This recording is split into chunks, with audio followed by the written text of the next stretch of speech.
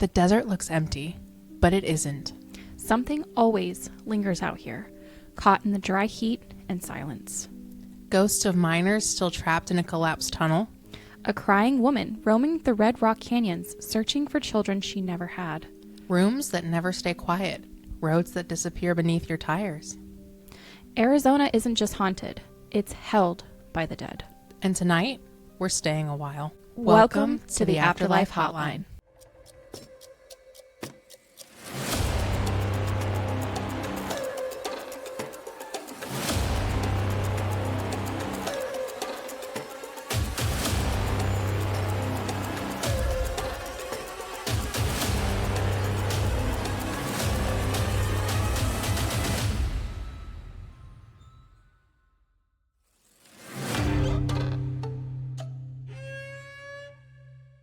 Well, hi guys. Welcome back.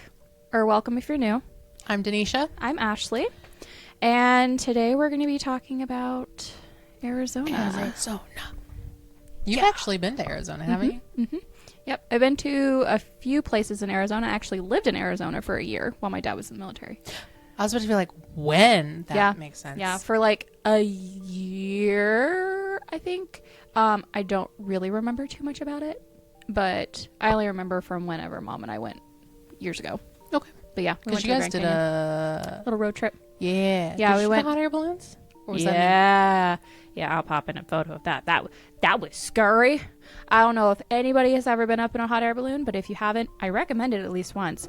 But we did a hot air balloon flight, my mom and I, and like super early in the morning over the Red Rock Canyons in Sedona. Beautiful. Terrifying experience. But I got a certificate for flying in a hot air balloon. Yeah, I got a piece of paper stating that I flew in a hot air balloon. It's pretty chill. Yeah, we had mimosas. Yeah, and a donut or something. I don't remember. It was too early. Anyway. Wow. Anywho. You're fine. The first place I want to talk about is Yuma Territorial Prison, which was named the Hellhole on the Colorado. Yuma Territorial Prison opened its iron gates on July 1st, 1876. Its first 7 inmates marched in, pressed into service to build the very cells that they would occupy. What the hell? Not only do you have to go to prison, but you have to build your prison that you're going to have to inhabit. All right. Mind blown right there, huh? Yeah. Over the next 33 years, more than 3,000 men and 29 women served time here, packed into steel bunks inside thick adobe and granite walls under the relentless desert sun. Life at Yuma was brutal. While it earned the nickname Country Club on the Colorado River, so I would assume, cool. For offering a library, hospital, electricity, and even a prison band, the reality was really harsh. Misbehaving inmates were stripped down, chained in the infamous dark cell, a 10 by 10 pitch black chamber fed only stale bread and water. I would go crazy. So when we were at work, because I was doing some of my research on Yuma, I was reading that bit and I was like, that's insane. And I don't know if you remember, but I literally got up and grabbed the measuring tape because my brain first thought 10 inch by 10 inch. And I was like, there's no way on God's green earth. I was curious as to what you were measuring, and I didn't even, I was going to ask, but I'm kind of glad I didn't now. Yeah. But, bitch, 10 inch by 10 inch? My brain just didn't compute. And so I was like, what is this? Yeah. So 10 foot by 10 foot, 10 square foot, but it's pitch black. And they only are served stale bread and water. Often, they would have scorpions tossed inside for illumination. So that was their only source of light, was scorpions. Yeah, and hope your ass doesn't get stung. That's probably part of the punishment. punishment. Wait, because they glow in the dark, don't they? Mm-hmm. Not all scorpions. Okay. I wonder why they do that. I don't know. Bioluminescence. The dark cell is now the epicenter of paranormal activity. Visitors describe an intense sense of being watched and the sudden urge to flee the oppressive darkness. Cell Block 14 is equally as infamous. John Ryan, convicted of crime against nature, took his own life in that cell. Guests report unexplained cold spots, uncontrollable shivers when they pass his former cell. So for those of you who don't know, trigger, crimes against nature is a legal term primarily used in the United States referring to certain schmexual acts deemed unnatural or perverted by law, often encompassing acts like sodomy, bestiality, and other forms of sexual conduct considered deviant. One of the most endearing legends, however, is the apparition of a little girl in a red dress. She is said to pinch visitors, especially those who are wearing red. Rude. Tests to ghostly irritation tied down to one drowned child who once tried to retrieve a doll from the Colorado River. Oh, that's sad. Some mornings, local staff claim to hear a female inmate's voice singing softly to visitors. In the gift shop, a mischievous spirit nicknamed Johnny is rumored to rearrange coins in the cash drawer, a ghost with a sense of humor and a flair for the small haunt. I'd be fine with that. I wouldn't. Don't touch my money. I'd be fine with him he's not taking it. He's just rearranging it. But is Johnny John Ryan? Oh. I don't know. I also don't want to be around the little girl who pinches people. True. Don't wear red, though. It said especially if you wear red. Arizona State Parks officially opened the prison as a historic site in 1961, but even in daylight, visitors sense that something hasn't quite left the prison since its gates barged closed in 1909 after 111 inmates died within its walls. 111. Oh yeah, 111. 104 of them are still buried in the prison's cemetery just below the bluff. Haunted? Absolutely. And once you're inside, the desert heat gives way to a deeper chill, that of memories and souls who never quite escaped. Oh. Damn. Also, I just still can't get over the fact that they had to build their own prison. Freaking prison. Imagine that the final breath of a person doesn't simply fade away. It becomes something dangerous. In Navajo tradition, that spirit is called a chindi, and it's believed to be the lingering residue of everything unbalanced or unresolved in a person's life. So what is a chindi? And I'm sorry if I am pronouncing that wrong. That's what the computer told me how to say it, so if I'm saying it wrong, I apologize. So a chindi emerges at the exact moment of death, carrying the negative traits, resentment, anger, fear, illness, that the person never healed or integrated. It's essentially the spirit fragment that failed to find harmony. Contact with this spirit is taboo. It's believed to cause ghost sickness, a real affliction causing fever, fatigue, hallucinations, and even death.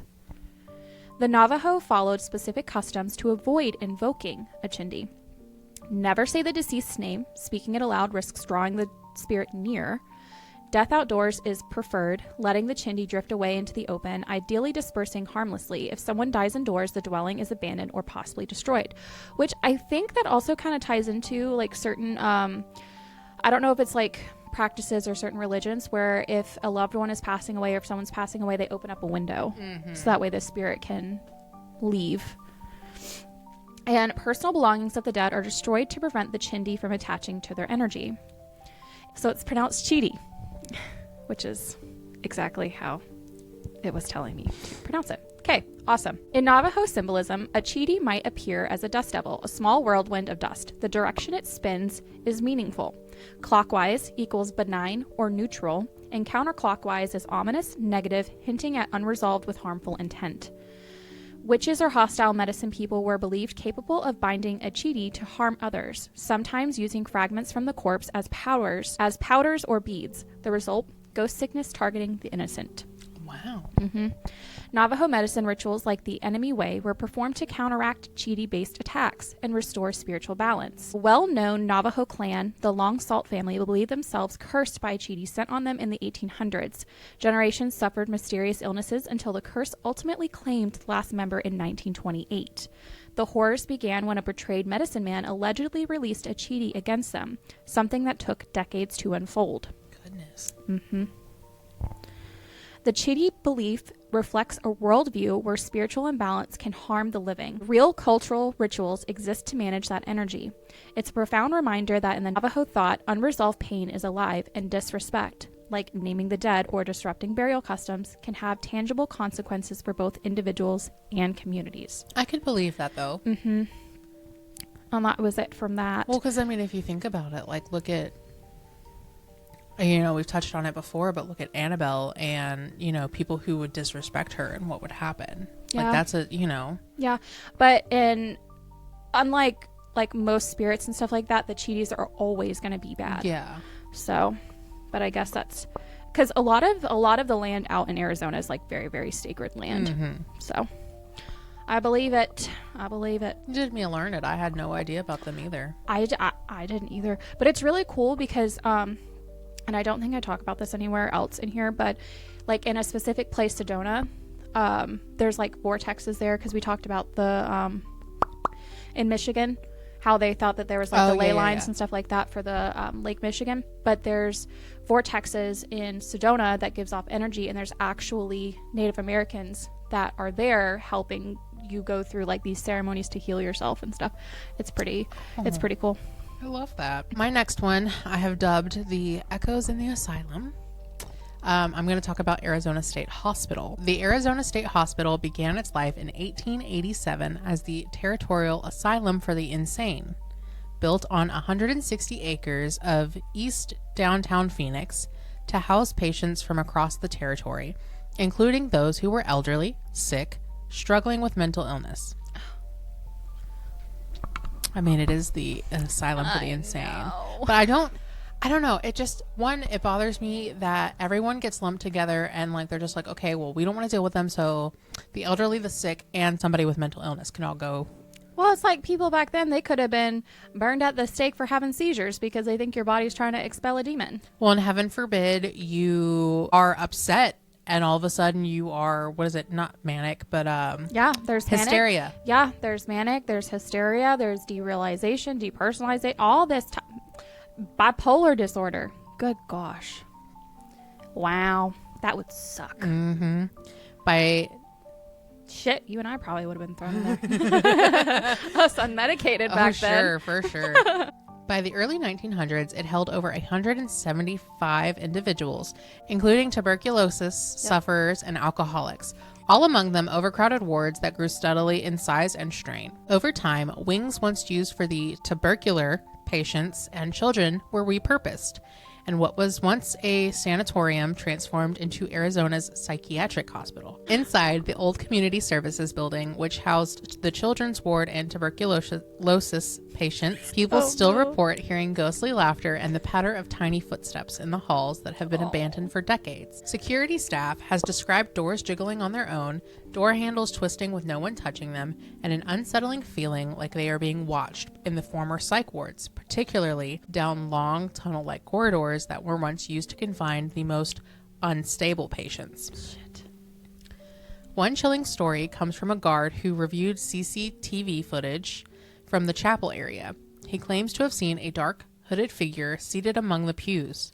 When compared to photographs from hospital staff in the 1930s, the apparition bore a striking resemblance to one of the nuns in the archival image. Then there is the infamous case of Winnie Ruth Judd, so-called the trunk murderess, committed to the asylum. Trunk? Trunk. Oh. Like the trunk of a car. Gotcha. Or probably a suitcase back in these times. Committed to the asylum in the 1930s. She escaped 6 times before her final recapture in 1969. Good gosh. Stories say that her restless spirit still drifts amid the facility's aging wards. And let's not forget the hospital cemetery. Like there always is. Yeah. There's one every single site. Tucked just south of the main complex near Roosevelt Street, once the resting place for patients forgotten by time, most graves are still unmarked. The land grows wild, its plaque nearly swallowed by the yellow grass.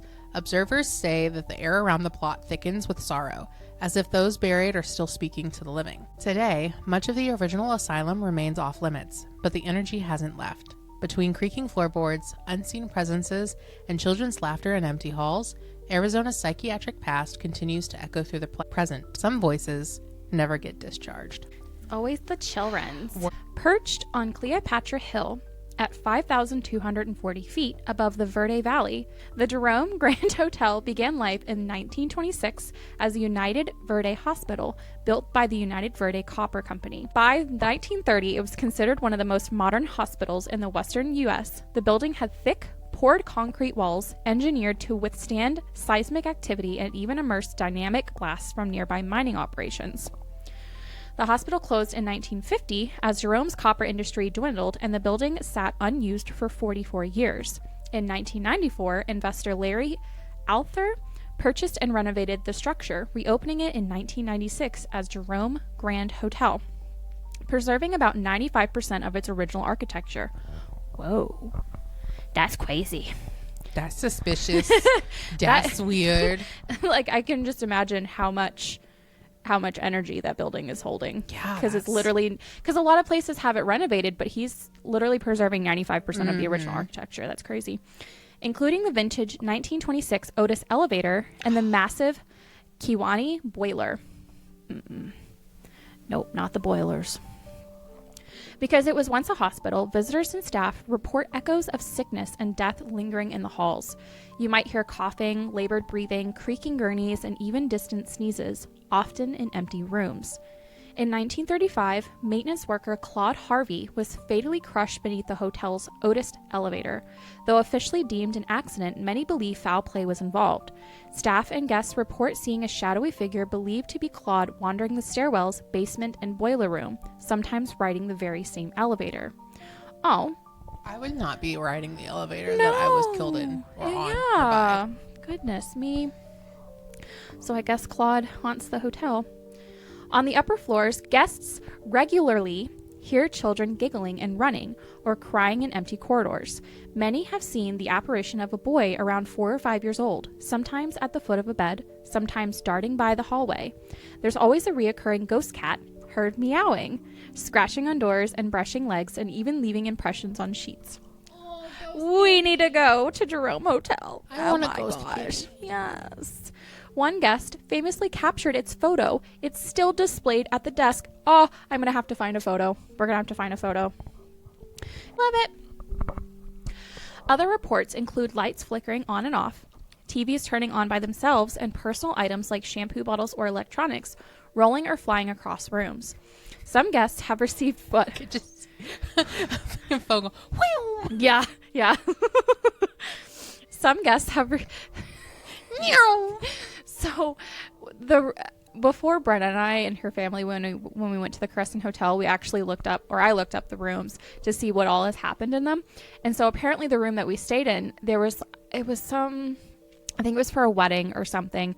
And the group of girls in there, they took off the lampshade and put it on top of the TV because they were needing more light. And I guess the lampshade had like shot up, spun around, and shot across the room. So I went in there and I took off the lampshade and I put it on top of the TV. Nothing ever happened. It's because you were expecting it. I know. I was very sad. Some guests have received phone calls from vacant rooms, only to hear faint voices on the other end. Lobby staff have even witnessed plaques lifting off walls and chairs rearranging themselves. Room 32 has earned a particularly eerie reputation. 2 guests died in this room. One fell from the balcony, another ended his life by suicide. Victors staying here report faucets turning on, doors opening and closing, and a suffocating atmosphere. Some even fled before dawn, unable to breathe or feel normal again. That would suck. The Jerome Grand Hotel isn't just haunted, it's haunted by its own past. A hospital on a cliff filled with death and medicine, repurposed as an inn where spirits still seem to roam. And if I was a spirit, I'd be pissed off that there were so many people inside of my building. Well, if you think about it, though, think about like the Crescent. Yeah.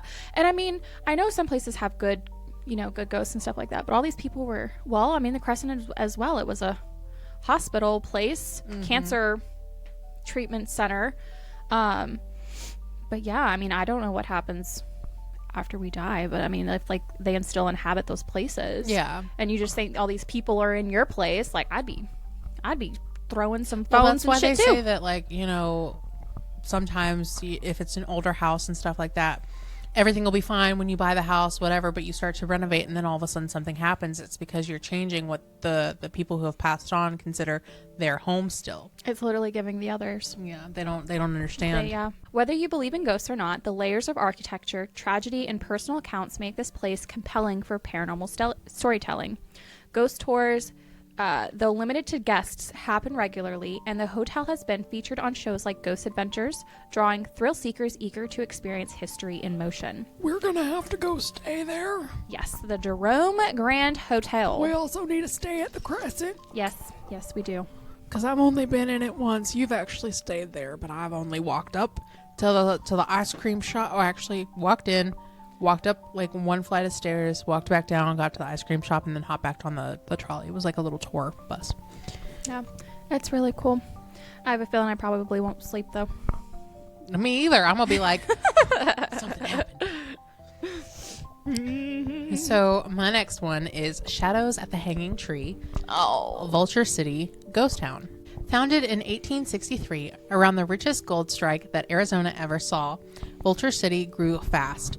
At one point, it was supporting up to 5,000 residents at the height of the gold rush. But as the mine boomed, so did the violence. Shootouts, hangings, shadowy deeds in the night. The infamous hanging tree, a massive ironwood sentinel by founder Henry Wickenburg's old cabin, is said to have witnessed as many as 18 brutal executions carried out by vigilantes, allegedly for the worth that was supposed to be locked up in the mine. Visitors today report shadow figures lingering in its branches and a cold dread creeping up as they step beneath its limbs, even in the scorching desert heat. All around town, ghost hunters and visitors alike describe disembodied voices and EVPs in German, possibly from the miners brought over from construction, or haunted by the language of lost laborers.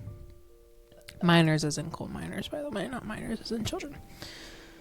Oh, thank you for clarifying. Did you really need clarification? Nope. Okay. I was about to be like, I mean, who knows? They might have had miners out there mining. I'm sure they probably did. Miners Child mining. labor. In the SA's office, the former hub of sorting gold from rock, the spectral activity is even denser. Visitors claim to feel energetic surges, sense giants or looming figures, and have even captured photos and EVP recordings tying back to historic miners, and some say the founder himself, Henry Wickenburg. Also, I mean, I'm not surprised that there is some kind of energy, especially since you're sorting the gold, which is a mineral. Yeah, and coal and stuff like that, I'm sure. Even the restored brothel reportedly hosts playful but poltergeist-like hauntings. Slamming doors, movement of objects, piano music at night, and laughter echoing through the empty halls. And be like, can you shut up? Honestly. I'm trying to sleep. We know not to mess with sleep. Among the spirits said to haunt the site are Izzy and her friend Dolly, a haunted porcelain doll that shifts position, registers energy spikes, and unnerves investigators who dare to handle her. I would not be handling her first and foremost. No. Inside Rita's brothel or the post office, some guests have seen apparitions of Native American miners and even children. Some actual miners. Yeah, so actual miners, some appearing headless or flickering like old photographs come to life. Oh my God. Explore enough of Vulture City on a flashlight ghost tour and you'll hit cold spots even when the daytime high is over 100 degrees. Some corners feel actively unwelcoming, as if ghosts still guard locked doors or the very gold they once dug. Oh. They worked hard for that. They did. It kind of reminds me of the Gordon lights with the silver. No, Yeah. It was the Dover lights. Yeah. The Dover lights. It's the most productive mine in Arizona, pulling over 340,000 ounces of gold, nearly 260,000 ounces of silver. Vulture City and its settlers didn't just leave behind buildings, they left behind stories. And according to many who have walked the streets after dark, they also left behind spirits. Lots of stuff there. Wow. Let's take it back to March 16th, 1997. A warm evening in Arizona when the sky turned strange. For over 3 hours, people from Nevada to Tucson witnessed two distinct light phenomena moving silently above them and forever changing UFO lore. Around 8:15 p.m., hundreds or even thousands of witnesses reported seeing a V or delta-shaped cluster of lights gliding slowly overhead. Some said the formation looked like a giant carpenter's square that blocked out the stars, moving without a whisper. There were no engine sounds, no blinking lights, just an eerie, silent march across the sky. Eyewitnesses included neighborhood residents, law enforcement, pilots, and even Arizona Governor Fife Symington, who later admitted, this is a quote from him, "It was larger than anything I've ever seen. It remains a mystery. It was too symmetrical to be flares," because that's what the government kept trying to say it was just flares. Then, at around 10 p.m., a second sighting unfolded. A straight row of bright orbs hovering over Phoenix, slowly fading one by one. These lights appeared stationary or drifting, only to vanish as the night wore on. In response, the U.S. Air Force later offered a dual explanation.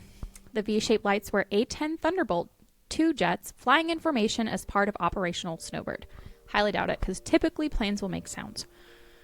Later, lights were illumination flares dropped from an aircraft over the Barry Goldwater Range, descending slowly with parachutes. They would have seen the... So, to be fair with that, there's a lot of people, I don't remember where it was at, but a lot of people are like, oh my god, what are those lights in the sky? And it's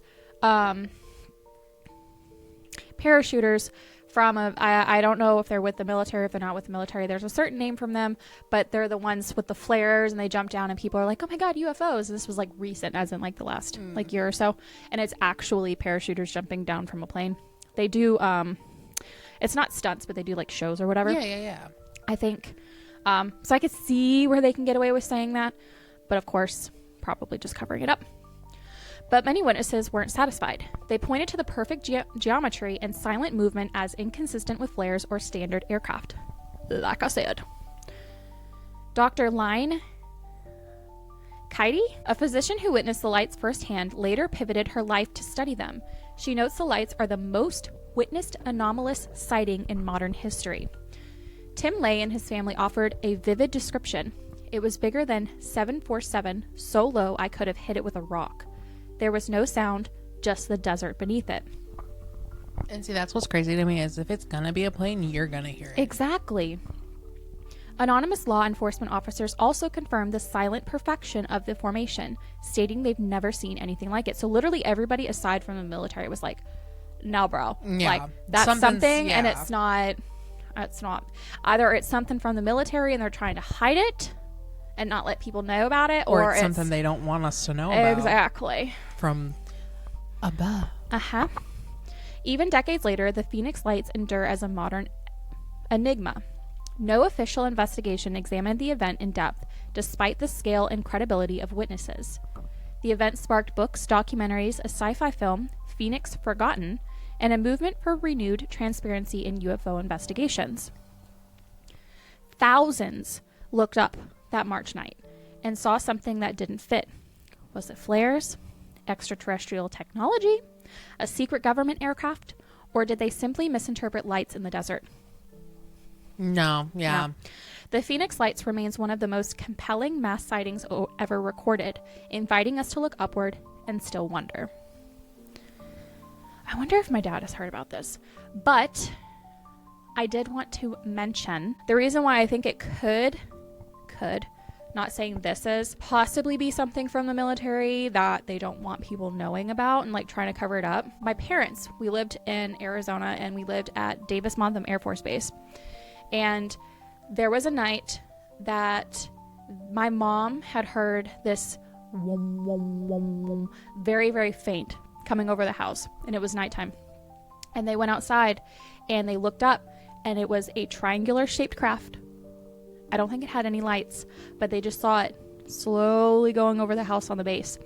And if I'm not mistaken too, I think that night was the same night that my dad got sent home early from his shift, and everybody were like, kind of like, why are we getting sent home? Whatever. They're like, go home. They see that thing that night. The next day they go in, and my dad said that they saw different tire marks on the ground that they're not used to, because obviously if they work on the planes all the time, they're going to know the tire marks. Well, it was tire marks of something that they've never worked on, never seen. And so they brought it up just to kind of see like what the guys who actually stayed that night would say. And they're like, oh, what are these tire marks in here? And the guys just kind of looked at each other and then just looked away and just went on about their business. So they never knew what it was that came over that night. Wow. Yeah.